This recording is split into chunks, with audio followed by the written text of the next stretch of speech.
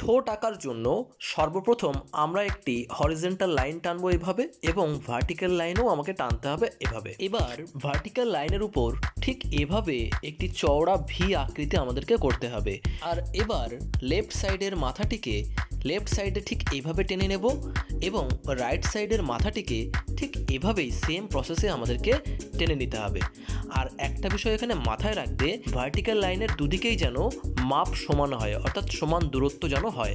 আর এবার ভার্টিক্যাল লাইনের মাঝ বরাবর ভি আকৃতির নিচে তোমরা দেখতে পাচ্ছ কিছুটা রাউন্ড করে কিন্তু আমি এখানে এঁকেছি। ঠিক এভাবেই তোমাদেরকে আঁকতে হবে। আর এই লাইনটি কমপ্লিট হয়ে যাওয়ার পর এবার আমাদেরকে নিচের অংশটিকে করতে হবে। মনে রাখবে নিচের অংশের মাপটিকে একটু বড় রাখবে উপরের অংশের তুলনায়।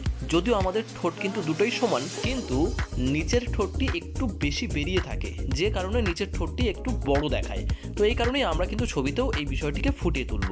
আশা করছি তোমরা এতদূর পর্যন্ত বুঝতে পেরেছো। তো চলো এবার আমরা দেখে নেব এখানে আমরা স্কেচিং কী করে করব। তো স্কেচ করার জন্য তোমরা খুব মনোযোগ সহকারে স্কেচটিকে দেখতে থাকো। আশা করছি তোমরা স্টেপ বাই স্টেপ খুব সহজেই বিষয়টিকে বুঝতে পারবে।